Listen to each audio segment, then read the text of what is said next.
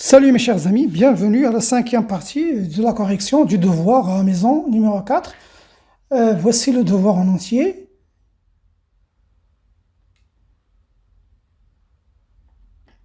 Alors là, dans cette partie, nous allons corriger les trois dernières questions de l'exercice 1. Alors, la question ici, 6, résoudre dans R l'équation suivante. 2 fois la valeur absolue de x moins 1 égale à la valeur absolue de x. Alors là, on va procéder, puisqu'on a une valeur absolue ici, donc on va procéder par disjonction de cas. Donc, parce que la valeur absolue de x moins 1 a 2 cas. Même chose ici pour la valeur absolue de x. Mais regardez comment on va faire dans ce genre d'exercice. Alors, on a ici, je peux réécrire l'équation de la manière suivante. Alors, dire que 2 fois la valeur absolue de x moins 1 égale à la valeur absolue de x, ça, c'est équivalent à dire que 2 fois la valeur absolue de x moins 1 moins x égale à 0. Vous allez voir que dans d'autres exercices, on peut vous donner des nombres comme ça, des valeurs absolues, plus valeur absolue égale à un nombre, par exemple bêta. Donc, dans ce genre d'exercice, essayez de tracer un tableau comme ça. Essayez de tracer un tableau qui va vous aider à discuter les cas pour la valeur absolue. Alors, prenons la valeur absolue de x moins 1, par exemple. Alors là, on a la valeur absolue de x moins 1. On sait qu'elle s'annule en 1. Je vais mettre ici 1. Voilà. Et on sait que la valeur absolue de x s'annule en 0.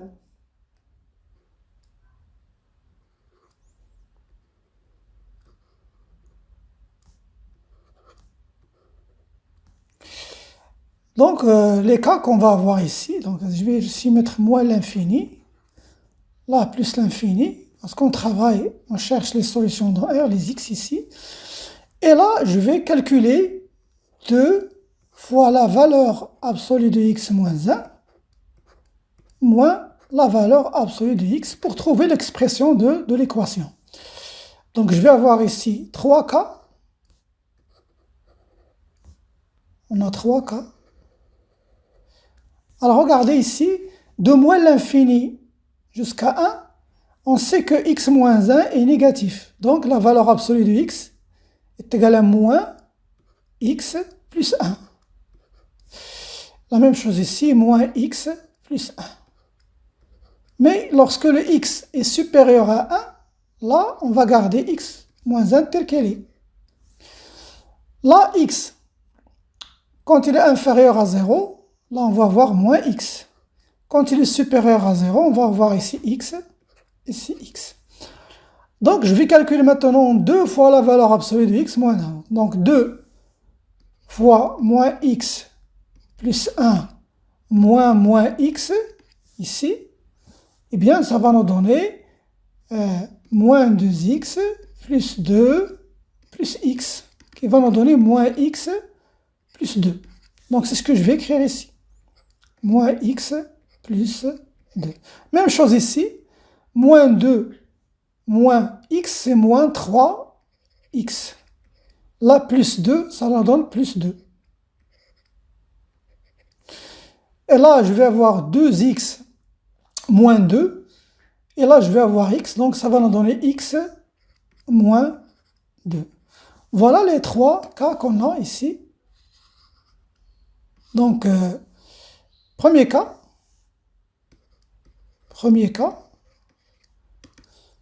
Donc, si x appartient à l'intervalle moins l'infini, 0, alors dans ce cas, notre équation 2x moins 1 moins la valeur absolue de x égale à 0, équivalent à dire que moins x plus 2 égale à 0, et donc cela équivalent à dire que x égale à 2, mais attention, ce 2 n'appartient pas à l'intervalle moins l'infini 0. Donc, ce n'est pas une solution valide. Alors, on peut dire que je vais appeler S1 l'ensemble des solutions. Dans ce cas, eh bien, c'est l'ensemble vide. Il n'y a pas de solution dans cet intervalle. Deuxième cas,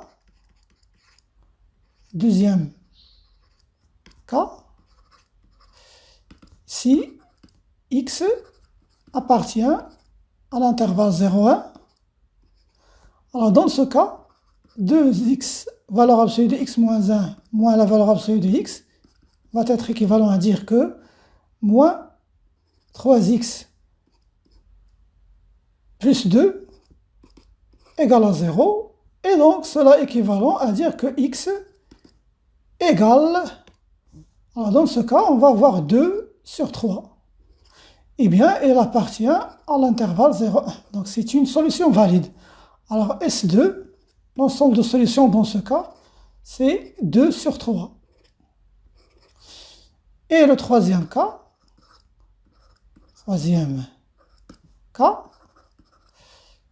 si x appartient à l'intervalle 1 plus l'infini, alors notre équation maintenant est équivalente à x moins 2 égale à 0, ce qui est équivalent à dire que x égale à 2. Et c'est une solution valide. Donc je peux appeler l'ensemble de solutions S3 qui est égal à 1, 2. Donc on a l'union de cette S1 union S2 union S3, donc l'ensemble des solutions de notre équation. Donc je vais l'écrire ici. Donc S, c'est 2 sur 3, 2. Voilà l'ensemble des solutions. C'est l'union de S1. Vous pouvez voir que si vous faites S1 union S2 union S3, eh bien ça vous donne 2 sur 3, 2. Voilà, passons maintenant à la question suivante. Alors la question suivante ici, elle nous demande de montrer que quel que soit x dans R, x fois 1 moins x est inférieur ou égal à 1 sur 4. Bien, ça c'est une question facile, hein? Donc il suffit juste de calculer la différence. Donc soit x dans R, soit x dans R. Alors, on va calculer la différence entre, pour calculer, on sait, pour comparer par exemple A et B, pour montrer que A est inférieur à B, il suffit de calculer A moins B et à la fin trouver un nombre, hein, un nombre qui est inférieur à 0. Si on arrive à faire ça, ça veut dire que A est inférieur à B. Donc c'est ce qu'on va faire. On va essayer de calculer la différence entre x fois 1 moins x moins 1 sur 4. Et on va voir si cette différence est inférieure ou égale à 0. Donc, égale à x moins x au carré moins 1 sur 4. Donc ça vaut, je vais factoriser par moins, égal à moins, je vais commencer par x au carré, là je vais mettre moins x, et là je vais avoir plus 1 sur 4. Et on voit bien que ça c'est une identité remarquable. Regardez, je vais l'expliciter, mais attention, il y a un moins ici, c'est x au carré moins 2 fois 1 sur 2, qui va nous donner 1 fois x, et plus 1 sur 2 au carré. Vous voyez l'identité remarquable, x moins 1 demi, le tout au carré. On sait que x moins 1 demi au carré est positif, mais avec ce moins, c'est inférieur ou égal à 0. Alors, on a x fois 1 moins x est bel et bien inférieur ou égal à 1 sur 4. Voilà, on passe à la question suivante. Dernière question de l'exercice 1.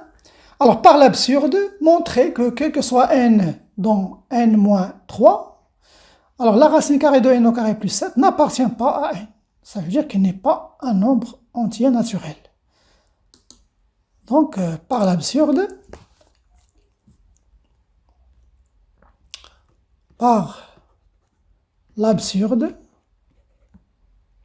je vous rappelle que l'absurde, c'est qu'on suppose le contraire, la négation, et on trouve une contradiction.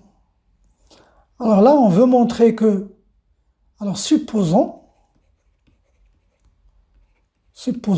que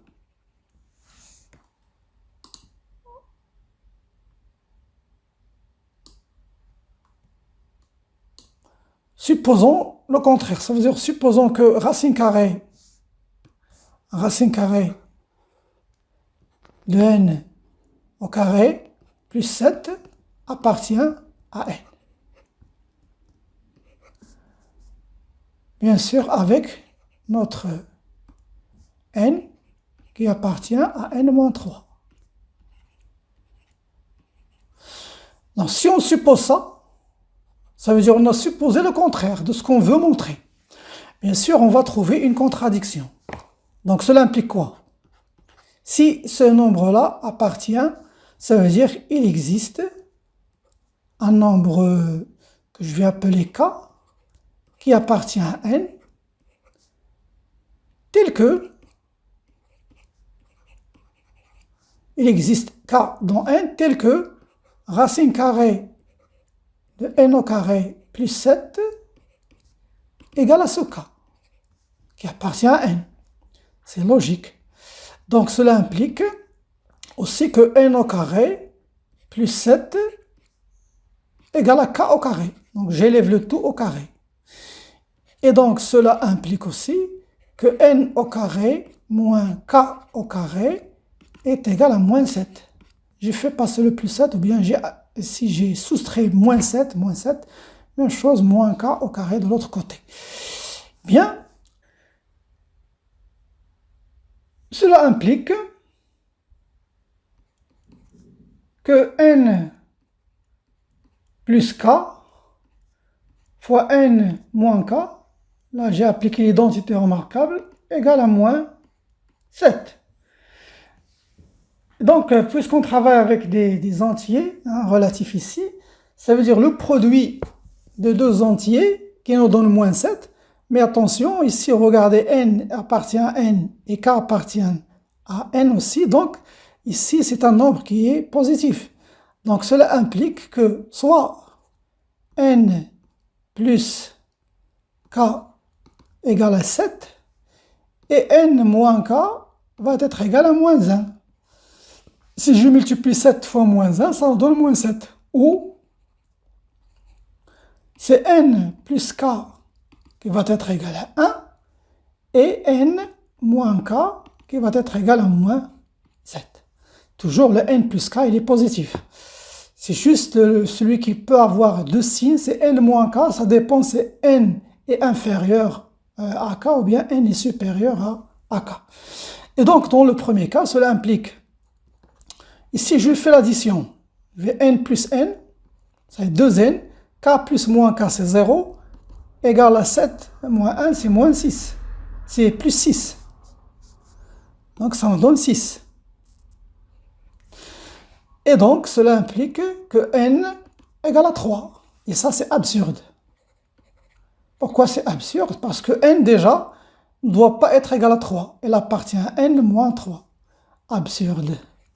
Car n est différent de 3. Dans l'autre cas ici, regardez, je vais faire la même chose. Je vais faire l'addition, je vais trouver 2n. K plus moins k c'est 0, égale à 1 moins 7. 1 plus moins 7, c'est moins 6. Absurde. Absurde. Car n est un entier positif. Et n différent de 3. Donc, puis c'est un nombre entier naturel, donc 2n ne peut pas être négatif. Donc, dans les deux cas, on a trouvé une absurdité. Alors, conclusion, racine carrée de n au carré plus 7 n'appartient pas à n. Voilà, donc notre supposition de début était fausse. Donc n au carré plus 7 n'appartient pas à n. Voilà mes chers amis, c'est la fin de cette vidéo. Je vous donne rendez-vous à la prochaine.